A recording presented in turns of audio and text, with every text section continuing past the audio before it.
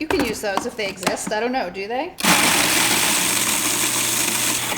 Someone says yes.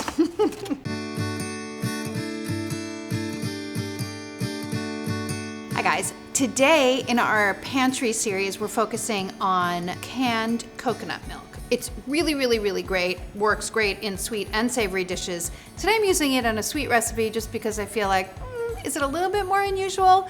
I don't know, but it's a coconut lime custard. We're starting by making well, I'm gonna call it a crust. It's a crust. It's more like a crumble out of graham crackers. I have 6 whole graham crackers here.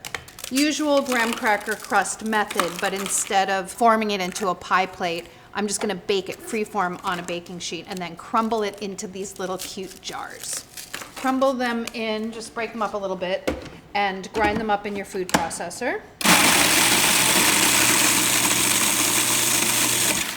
Inevitably, there are a couple of pieces that don't break up. I usually just stop it after a minute. Well, that wasn't even a minute, a few seconds, and break them up a little bit more. But a graham cracker crust is a really nice accompaniment. These lime coconut cream pie jars were inspired by key lime pie, which is why they have this graham cracker crust.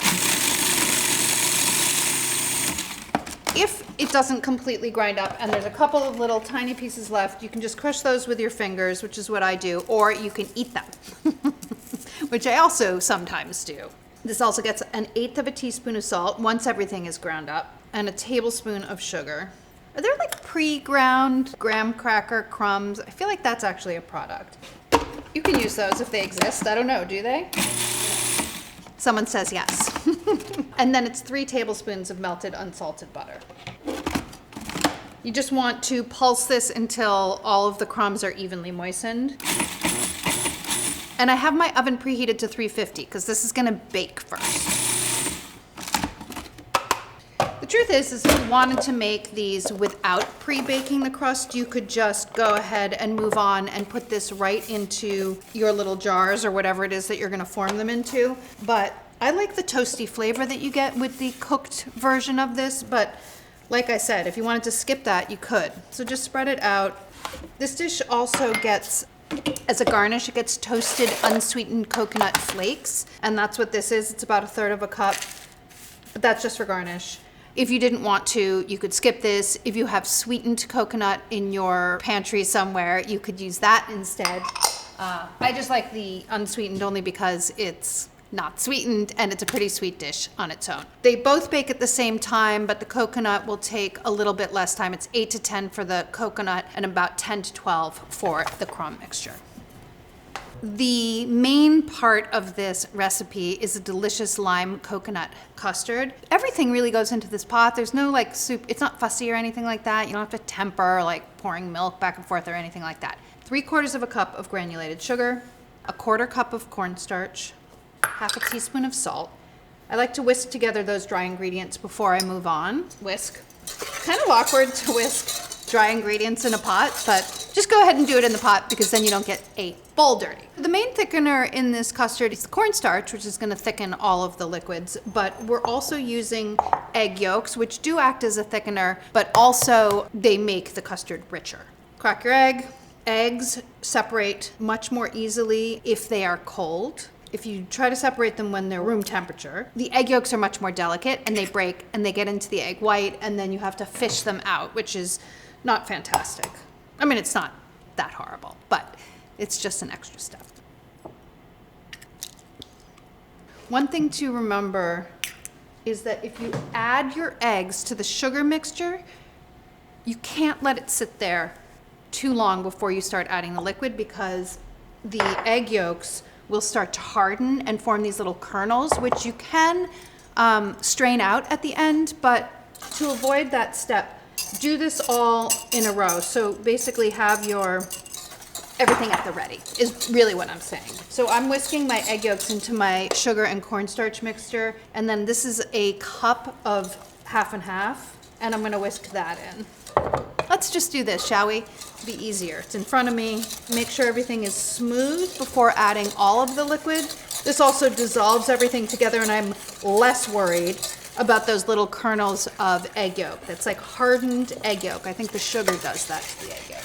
This is 1 can, 14 ounces of coconut milk, whole coconut milk. It comes in whole, comes in low fat. This is whole for this recipe because it's rich and it's a dessert, but we often use the low fat or reduced fat coconut milk in cooking things like curries and soups and things like that that are savory. In this case, you don't have to, but remember that sometimes if a can of coconut milk has been standing around for a little while, the fat, especially in whole fat coconut milk, will separate and rise to the top. So I like to shake it up a bit before I open it. That's especially important if you're only using part of it because you want to have a fully integrated like milk and fat mixture if you're going to be measuring some out. In this case, I'm using the entire thing, so it's a little less important because I would end up whisking it together anyway. And also certain kinds of coconut milk have stabilizers in it, which help them stay together a little bit more, and certain ones don't. I don't necessarily have an opinion on which is better. This is also a lime custard, as I mentioned, so I'm gonna get the lime and everything ready because once I start cooking my custard, I'm gonna wanna stay with it, stirring it and mixing it the whole time. Gonna move it over here so it's out of the way, and then grate some limes. You should, of course, seek out organic if you can. At the very least, give them a nice scrub to get any wax off of them. You need some lime zest and lime juice for this recipe. So you need a teaspoon of lime zest, which you should get from 1 to 2. It's more happens with lemons, but sometimes it's like you'll be zesting and zesting and zesting. You zest like 3 and you only get a teaspoon, and then sometimes you zest 1 and it's like a tablespoon. I don't know. It's impossible to know. But you need about a teaspoon. And lime zest is extremely fragrant. More fragrant, I think, than lemon. So it's pretty strong. This looks like about a teaspoon. I'm going to put that right into my measuring cup. I need 1/3 cup of lime juice. I'm going to start with 2 and then see if I need another one. Wow, these are pretty juicy. That's another thing. I'm always just shocked by the difference in juiciness from lime to lime, lemon to lemon. So in this case, it was only 2 limes for 1/3 cup. Pretty good. Now I'm going to start cooking because everything here is ready. This gets added at the end. You want to cook it. You do want to keep stirring it because if you don't keep stirring it, it'll start cooking much more quickly on the bottom. Milk especially has a tendency, milk or milk products like heavy cream, half and half in milk have a tendency to scorch. So if you're not careful, that could happen. Keep standing by it, keep whisking it, don't walk away, watch it like a hawk. So this is starting to thicken and bubble, which is meaning that the eggs are definitely cooked, but the cornstarch only activates once it comes to a boil. So you want to make sure that you do that. Otherwise, the only thickener you'll have is the egg yolks and it won't be thick enough. So you definitely want to wait until it boils. Once it comes to a boil, you do want to be careful because these bubbles are really big and there's a lot of popping and sometimes you can get splattered. But you want to make sure that it continues to boil for like 1 to 2 minutes just to ensure that it's fully thickened and that it will stay thickened, and then you can turn it off. And then you add your lime juice and zest. It was a teaspoon of lime juice and 1/3 cup of, no, it was a teaspoon of lime zest and 1/3 cup of lime juice. And then this is a cup of sweetened shredded coconut, add that. You could also use this as a garnish. Remember before when I toasted the unsweetened coconut? You could just use extra of that. And then 2 tablespoons of butter. This adds richness. It also adds to the set ability, is that a word? So that's all mixed in. Normally we strain custards just to make sure that we get out any little bits of egg that might be remaining in there, like cooked egg. But in this instance we don't because we've got the coconut in there. You want to let this cool just a little bit. You don't need to chill it before you layer it into your little jars, but you want to let it cool down just a tiny bit so it's not hot. I'm just going to let it sit for about 10 minutes while I get everything else ready. So to build your little cups, you take your cooked graham cracker mixture, the crust, and you can divide it between glasses, little jars. The jars are kind of cute because they have a lid, and then so instead of covering with plastic wrap, you just cover with the lid, put them in the fridge till you're ready to eat them, which is kind of cute. So we're doing about 6 jars. A couple of tablespoons of the crumb mixture goes into the bottom of each jar and just sort of spread it out. Recipe says to press it in. If you have like an ice cream scoop or something that fits in there, you can do that. But because it's a pre-cooked mixture, it's still gonna be kind of loose, but when you add your custard and then put it into the refrigerator to set a little bit more, that will sort of like form it into a crust because the moisture from the custard will sort of re-moisten this mixture. So don't worry. If it sort of seems like a little slidey aroundy, that's why. If you were doing this, the raw crust, you'd find that you could press it a little bit more, but never fear. Basically making like a little parfait. Anyway, a couple of tablespoons in there, and then this mixture, which is the custard, has been sitting for about 10 minutes, cooling off a little bit, and you can divide the mixture. It makes about 4 cups, so depending on the size of your jars. If it's not too cool, it'll pour right in, which is nice. If you're using a spouted container, and then just fill it. And then there's a little bit, you're gonna see it in the end, but there's like a tiny bit of crust on the bottom.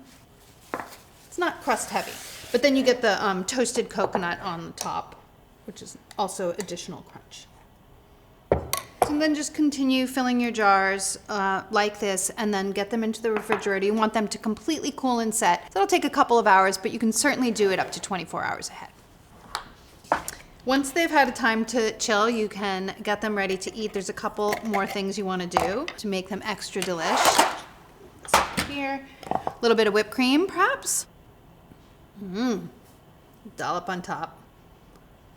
I mean, the cute thing about this is you build them in here, you refrigerate them in here, and you can serve them in here. A little bit of that toasted coconut. It's like multiple layers of lime and coconut. We got the coconut milk, the sweetened shredded coconut, and the unsweetened toasted coconut. So you get lots of different layers of flavor. And then to finish, you get some grated fresh lime zest. Lime zest, nice and fresh and beautiful, and aren't these the most adorable things you've ever seen? I think that cooking with coconut milk is great, and it's a great thing to have on hand in your pantry. Great for desserts. It's really, really, really delicious. Please make it. Let me know in the comments below if you do, and if you want to see more recipes like this, click like and subscribe. Thanks.